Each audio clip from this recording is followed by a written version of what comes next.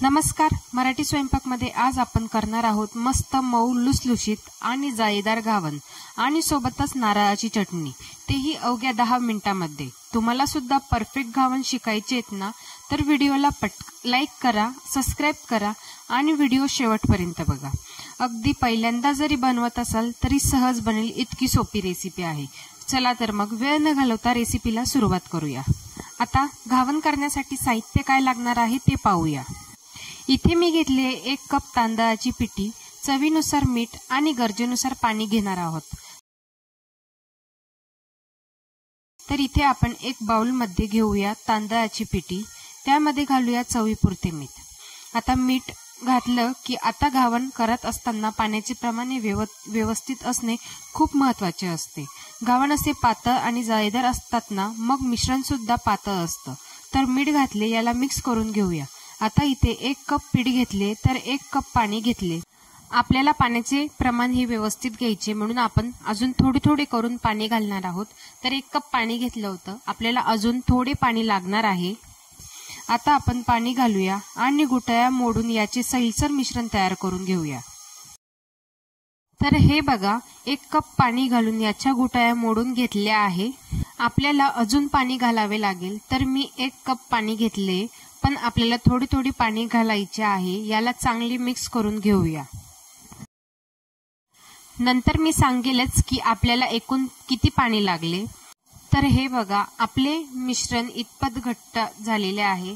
तर आपल्याला घट्ट नकोय, तर आपल्याला अजून पाणी घालावं लागेल। आपल्याला याला पातळ करायचे। तर जवळपास मी याला 2 कप पाणी घातले। याला छान असे मिक्स करून घेऊया। आता हे मिश्रण एकदम परफेक्ट झाले, एकदम पाण्यासारखेही नाही, नॉर्मल घट्ट ठेवले या पद्धतीने। तर चला, आपले पीठ तर भिजवून झाले, याला फक्त 5 मिनिट लागले। याला 10 मिनिट असेच झाकून ठेवूया।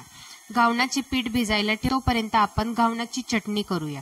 चटणीसाठी आपण घेतले 1 कप ताजे कोथिंबीर, अर्धा कप ओल्या नारळ, 2 टेबलस्पून ताजे दही, 2 टेबलस्पून फुटाण्याची डाळ, 2 ते 3 लसूणच्या पाकळ्या, 2 हिरव्या मिरच्या, चवीप्रमाणे साखर आणि मीठ सुद्धा चवीप्रमाणे।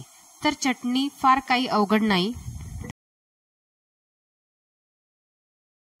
तर मी मिक्सरच्या भांड्यामध्ये घातले ताजी कोथिंबीर, ओलं नारळ, ताजे दही घातले। हवं तर तुम्ही या ठिकाणी लिंबू देखील पिळू शकता। त्यानंतर घालूया 3 हिरव्या मिरच्या, हिरवी मिरची तुमच्या आवडीनुसार घेऊ शकता। त्यानंतर आपण घालूया फुटाण्याची डाळ, फुटाण्याची डाळ घातल्यावर यामध्ये घालूया लसूण घालूया, लसूण देखील तुमच्या आवडीनुसार आहे। यामध्ये तुम्ही आलं देखील घातलं तरी चालेल। नंतर मीठ घालूया, मीठ घातल्यानंतर साखर घालूया। आता याला छान पाणी टाकून बारीक वाटून घेऊया। आता बघा, आपली ही मस्त हिरवीगार नारळाची चटणी तयार आहे। छान टेक्स्चर देखील आलंय, रंग सुद्धा मस्त आलाय। आता ही चटणी एका मोठ्या बाउलमध्ये काढून घेऊया। तर हे बघा, मी पूर्ण चटणी एका बाउलमध्ये काढून घेतलीये। एका पॅन मध्ये मी 2 चमचे कडक तेल तापवून घेतले। त्यामध्ये अर्धा चमचा मोहरी घालायची, अर्धा चमचा जिरे घालायचे, ते छान फुलू द्यायचे। मोहरी छान तडतडली की त्यामध्ये घालायची आहे लाल झालेली मिरची, ते छान आपले फ्राय झाले की हा तडका आपल्याला या चटणीमध्ये घालायचा आणि छान मिक्स करून घ्यायची।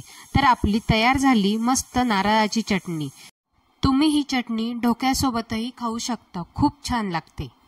आता घावन करायला घेऊया। त्यासाठी मी तवा तापायला ठेवलाय। तव्यावर 1 चमचाभर तेल टाकलं आणि थोडे असे पाणी शिंपडले। पाणी शिंपडल्यावर आपल्या टिश्यू पेपरने तवा छान पुसून घेतला, म्हणजे तवा छान असा तापला जातो आणि आपले घावन चिपकतही नाही। त्यानंतर पीठ आपले 10 मिनिटं छान भिजले, तुम्ही बघू शकता। छान असं टेक्स्चर देखील आलंय पिठाला, जास्त पातळही नाही, जास्त घट्टही नाही। पीठ आपल्याला असे तळापासून हलवून घ्यायचे। हे बघा, पीठ असे चमच्याला इतपत चिपकले गेले पाहिजे, असे टेक्स्चर पिठाचे असले पाहिजे। आणि घावन टाकण्यासाठी असे फुलपात्र वापरायचे, त्याने छान ओतता येतं आणि छान अशी जाळी पडते। तवा तापलाय, आता घावन सोडायला तव्याचा गॅस आपल्याला मोठाच ठेवायचा आणि थोडे उंचावरून घावन सोडायचे। घावन सोडताना कडेने सोडायचे आणि मध्ये आणायचे। तर हे बघा, छान जाळी येत आहे ना। तर घावन सोडले, गॅस करायचा आहे कमी। याला 30 सेकंदासाठी असेच ठेवायचे। अर्धा मिनिट झालेला आहे। गॅस आपल्याला कमीच ठेवायचा आहे आणि याच्या कडेला थोडेसे असे तेल सोडायचे। आता घावन खालून थोडे शेकेपर्यंत असेच ठेवून द्यायचे। तर 1 मिनिट झालेला आहे। आता आपण सर्वात पहिले याच्या कडा सोडून घेऊया। घावन छान एका बाजूने झाले की मग याला उलटून घेऊया। 15-30 सेकंदासाठी याला खालून सुद्धा शेकून घेऊया। दुसऱ्या बाजूने सुद्धा आपण 15 सेकंद शेकून घेतले। आता हे बघा छान असे जाळीदार घावन तयार आहे।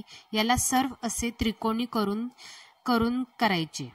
आता याला मी एका जाळीवर ठेवले कारण याचा चिकट होऊ नये, याची वाफ निघून जावी, त्यामुळे मी एका जाळीवर ठेवले। तर चला आता दुसरे करत असताना सुद्धा सुरुवातीला घावन टाकताना गॅस मोठाच हवा, तवा छान तापू द्या, मग घावन सोडा।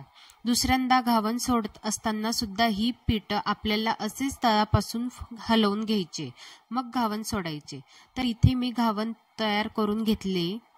घावन असे जाळीवर ठेवल्यामुळे घावनातील सर्व वाफ अशी निघून जाते आणि घावन असे चिकट होत नाही, त्यामुळे जाळीवर ठेवावे। तर मस्त लुसलुशीत जाळीदार घावन तयार झाली। फक्त काळजी काय घ्यायची, तांदळाच्या पिठामध्ये पाणी किती घालायचे हे समजले पाहिजे, म्हणून मी इथे 1 कप तांदळाच्या पिठाला 2 कप पाणी घातले। तर इथे सांगितलेल्या टिप्स वापरा, म्हणजे तुमचे सुद्धा घावन असेच छान जाळीदार मऊ लुसलुशीत होतील।